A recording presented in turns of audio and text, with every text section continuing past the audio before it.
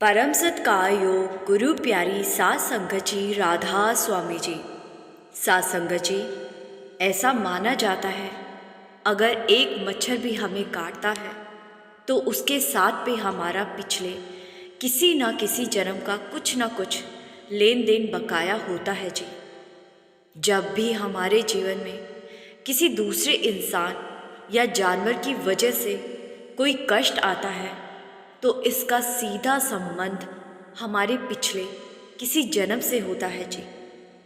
लेकिन जब हम गुरु की शरण में चले जाते हैं तो पिछले जन्मों का लेन देन तो फिर भी हमें पूरा करना पड़ता है जी। लेकिन तब हमें गुरु इतनी शक्ति बख्श देते हैं कि हम आने वाले कष्ट को आसानी से झेल सकते हैं जी। और गुरु तो इतने दयालु होते हैं कि वो अपनी संगत के दुख भी अपने ऊपर ले लेते हैं जी। संगत जी, इस वीडियो में मैं आपको बताऊंगी कि कैसे एक 19 साल के लड़के को डेरे में एक जहरीले सांप ने काट लिया जी। और उस समय बाबा जी ने क्या एक्शन लिया था और बाबा जी को इतनी तेज़ बुखार हो गया। और इसी वीडियो के आखिर हिस्से में मैं आपको एक ऐसी बात बताऊंगी जी जिसमें बाबा जी के चलते सत्संग के दौरान एक सत्संगी बुजुर्ग अंकल जी ने चोला छोड़ दिया था जी। और संगत को लग रहा था कि अंकल जी की सूरत चढ़ गई है। लेकिन चलते सत्संग में बाबा जी ने अपने सेवादार को हल्का सा इशारा किया था जी कि उस अंकल पर चादर डाल दो जी। सात संगत जी, सबसे पहले मैं आपको बताती हूँ कि 19 साल के लड़के को सांप ने कैसे काटा और उसके बाद उसके साथ क्या हुआ जी। संगत जी, ये 19 साल का इकलौता बच्चा अपने मम्मी पापा के साथ अपने शहर डबवाली से डेरे में सेवा के लिए आया हुआ था जी। इस लड़के की ड्यूटी बाकी नौजवान लड़कों के साथ आलू की फसल को काटकर उसको बोरियों में भरने और बोरी को गोदाम तक पहुंचाने में लगाई हुई थी जी। लड़का अपने बाकी साथी सेवादारों के साथ खेतों में से आलू की फसल को काटकर अलग कर रहा था जी। और दूसरे सेवादार उस फसल में से आलू चुनकर उनको बोरी में भर रहे थे जी। थोड़ी देर बाद इस 19 साल के लड़के को किसी चीज़ ने इसके हाथ पर बड़ी बुरी तरह से काटा जी। लड़के ने जब अपना हाथ देखा तो वो समझ नहीं पाया कि ये किसके काटने का निशान है। लेकिन साथ सेवा कर रहे साथी सेवादार निशान देखते ही समझ गए कि ये एक सांप के काटने के निशान है जी।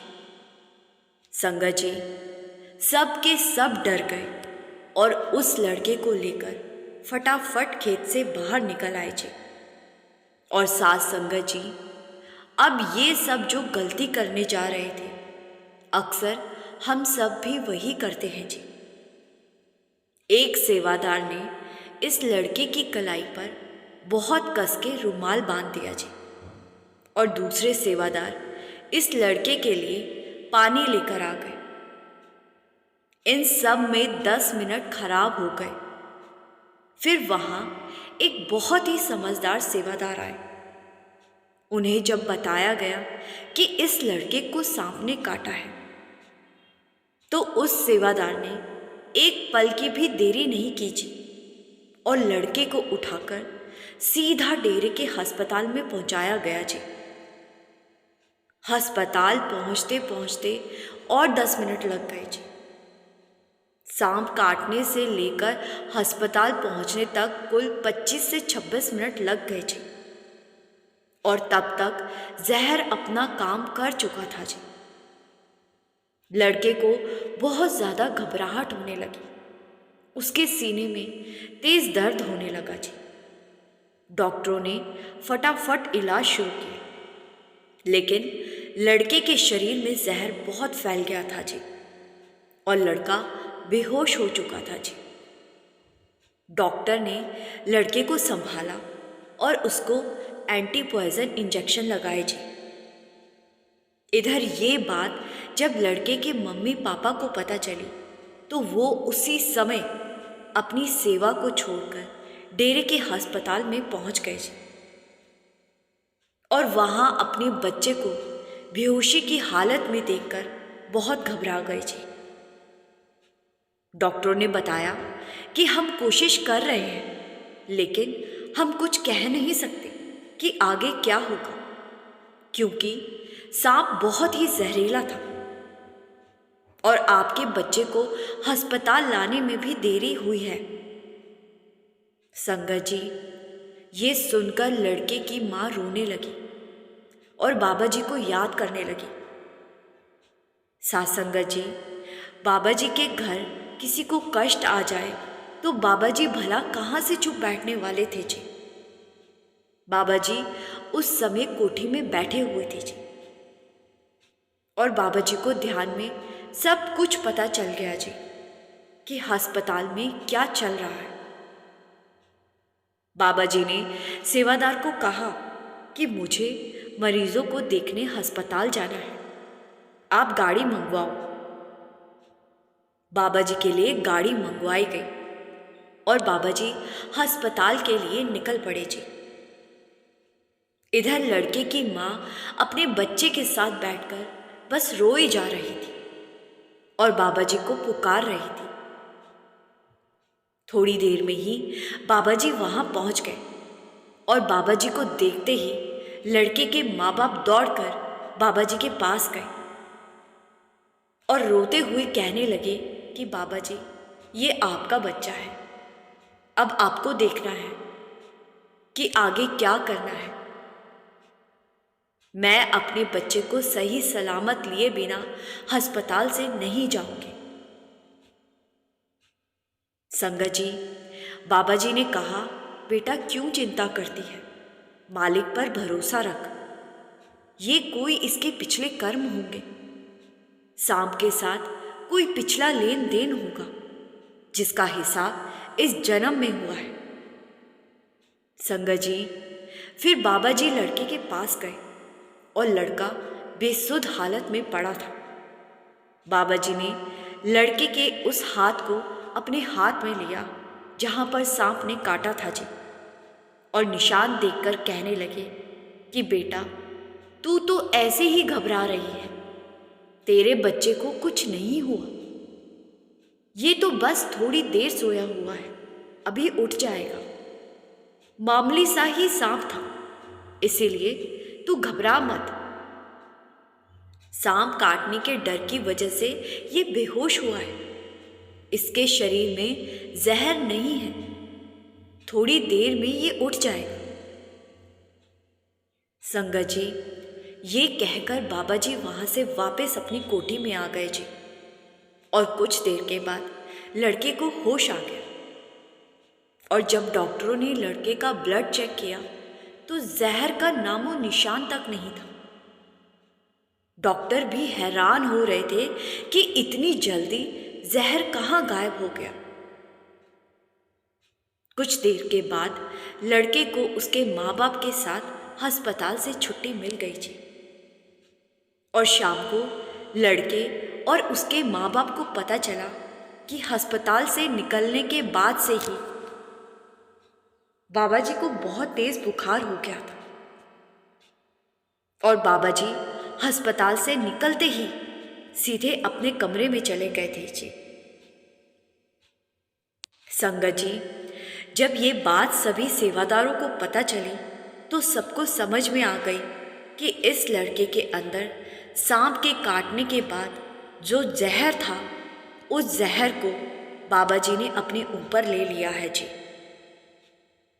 लड़के की माँ इस बात को सुनने के बाद बहुत रोई जी और रोते रोते कह रही थी कि बाबा जी, मैंने कभी ये नहीं चाहा था कि मेरे बच्चे के कष्ट मेरे सद्गुरु के ऊपर चले जाए। बाबा जी, मुझे माफ कर देना। सासंगत जी, बाबा जी को इसके बाद 2 दिनों तक तेज बुखार रहा था जी। सतगुरु कैसे हमारे कष्टों को अपने ऊपर ले लेते हैं और हमें पता भी नहीं चलने देते जी। ये आपने आज इस वीडियो में सुना। सासंगत जी, सतगुरु जब स्टेज पर बैठे हुए लाखों संगत को सत्संग फरमा रहे होते हैं या फिर दर्शन दे रहे होते हैं, तो पंडाल में बैठे बैठे एक एक जीव की खबर सतगुरु को होती है जी। ऐसा मैं इसीलिए बोल रही हूँ, जब लाखों की संगत के बीच में बैठी एक बुजुर्ग अंकल जी ने चलते चलते सत्संग के दौरान चोला छोड़ दिया था, तो बाबा जी को स्टेज पर बैठे बैठे ही सब कुछ पता चल गया था जी। संगत जी, इस बुजुर्ग अंकल ने बड़े महाराज जी से नामदान लिया हुआ था जी, और 20 साल की उम्र से ही ये डेरे से जुड़ गए थे जी।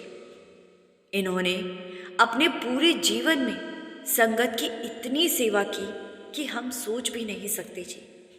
और पूरी पूरी रात भजन सिमरन करना इनके लिए इतना आसान था जितना आपके और मेरे लिए पानी का एक गिलास पीना हो। ये जब भजन सिमरन पर बैठते थे तो बैठते ही इनकी सूरत ऊपर चढ़ जाती थी जी, और इन्हें खुद ही पता नहीं लगता था कि कब रात से सुबह हो गई। संगत जी, जिस दिन इन्होंने चूल्हा छोड़ा था उस दिन ये डेरे में अकेले ही आए थे जी, और इनके घर वाले बताते हैं कि ये हमेशा गुरु से अरदास करते थे कि हे मेरे सतगुरु, जब भी जाऊं तो अंतर में भी आप ही हो और बाहर भी आप ही हो जी। आपके सामने ही आखिरी सांस निकले। सासंगत जी, जैसा कि हमेशा होता है जब बाबा जी का सत्संग होता है तो 2 से 3 लाख संगत का पंडाल में होना कोई बड़ी बात नहीं होती जी। कभी कभी तो संगत 5 लाख से भी ऊपर हो जाती है जी। संगत जी, उस दिन लगभग 3 लाख संगत पंडाल में बैठी हुई जी बाबा जी का सत्संग सुन रही थी जी, और ये बुजुर्ग अंकल उस दिन अकेले ही आए हुए थे जी, और संगत के बीच में बैठकर सत्संग सुन रहे थे जी। संगत जी, इतनी उम्र होने के बाद भी ये शरीर से एकदम फिट थे जी।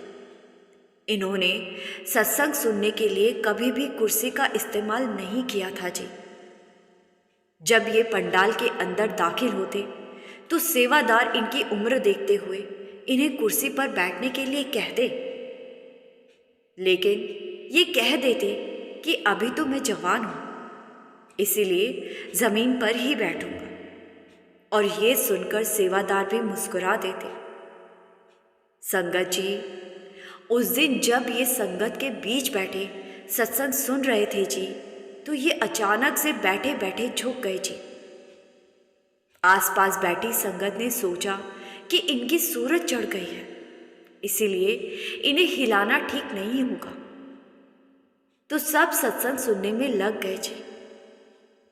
इधर बाबा जी तो समझ ही चुके थे कि उनका एक प्यारा पंडाल में चोला छोड़ चुका है, तो बाबा जी ने बहुत ही हल्के से इशारे से सेवादार को कुछ कहा, और बाबा जी का इशारा पाते ही 2 सेवादार उस बुजुर्ग अंकल जी के पास पहुंच गए जी, और उन्हें बड़े सम्मान के साथ सीधा लेटाया और उनके ऊपर चादर डाल दी गई जी।